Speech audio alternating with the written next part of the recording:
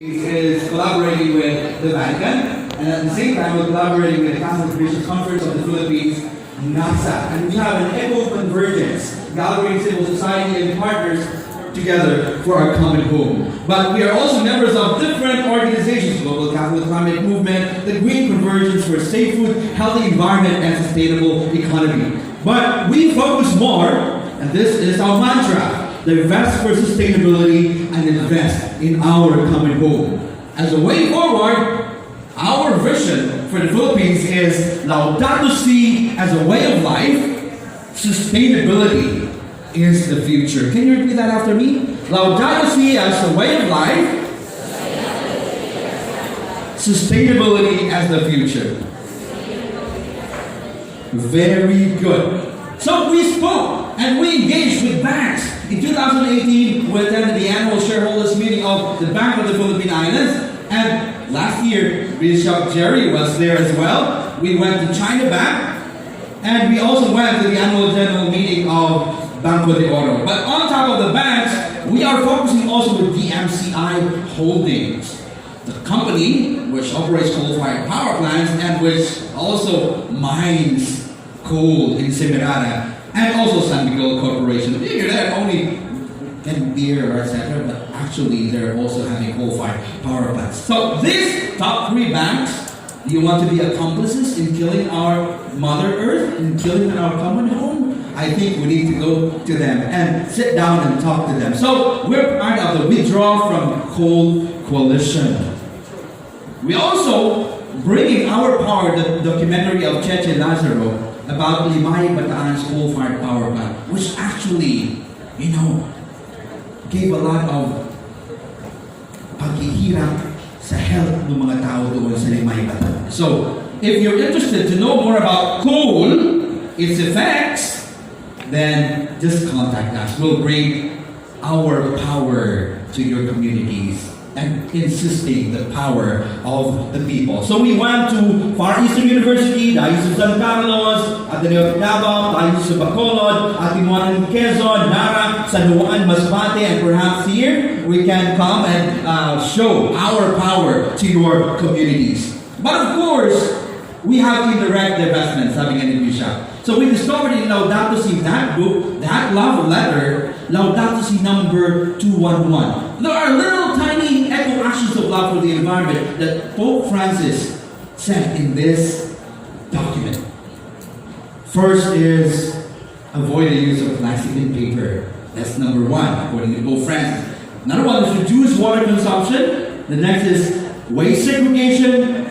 Cooking only what can reasonably be consumed. Showing care for other living beings.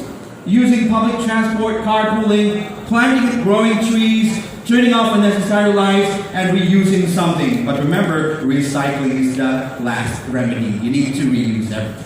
And we also get schools involved with Laudato Si schools. We have developed this framework together with the Dicastery for promoting integral human development of the Vatican. We further developed this framework. And this coming July or August, with the Federation of Asian Bishops' Conferences, we will be having a summit, Schools in Asia Summit, and we hope that Catholic schools will be able to send delegates for that. So these are the 10 framework actions that can schools adopt to have a Laudato Si school. So all of this, you can just contact us. And last year, November 23, interfaith communities gathered to declare climate emergency. And they said, we call for an urgent reduction of our use of fossil fuels, especially coal, and the rapid development of cleaner, renewable energy. That's the Philippine Interfaith Declaration on Climate Emergency last November 23.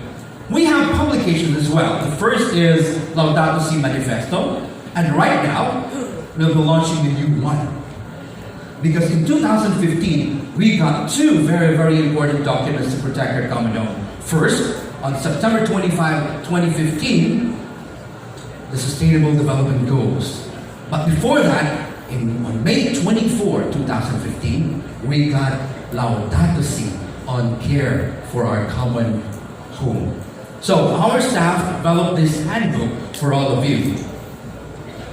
The goal of this handbook is to serve as a guide to see complementary concepts and principles between two of the most significant documents of our time.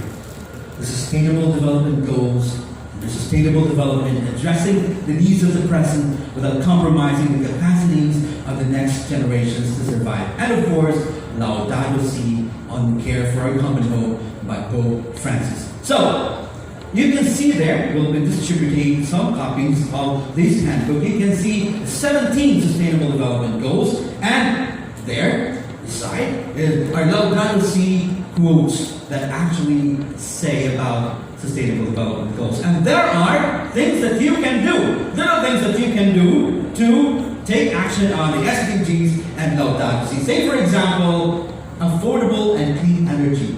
So this is the SDG. This is Laudato Si, and these are the things that you can do. Turn off the lights, unplug electronic equipment, avoid overcharging, switch to renewable energy, buy energy efficient appliances, check the status of your appliance and equipment regularly. So, may I ask now, some of my colleagues with Living Laudato Si, Philippines, pwedeng ilagay natin dito yung parang, hindi ko alam, may gagalaw dyan.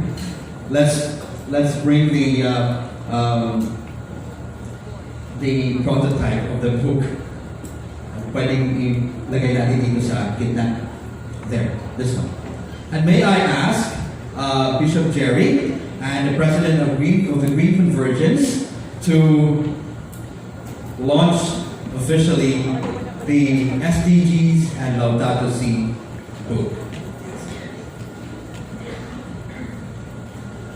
Okay, here. So Bishop Jerry is the Bishop Advocate of Living Laudato Si Philippines, and Doc Nina is the President of the Green Convergence, in which our organization is also a member. And may I also ask Mr. Lopez to come on the stage from the business and the church. And also, may I ask one representative from the religious sisters to come up stage. I think pala si Father. And also the NGOs. So, ladies and gentlemen, buksan na natin, and let's launch officially in 2, 3, 1. So that is Sustainable Development Goals and Laudato Si towards eco-solidarity. So let's remind ourselves today, however, we have to realize that a true ecological approach always becomes a social approach. It must integrate questions of justice in debates on the environment so as to hear both the cry of the earth and the cry of the poor.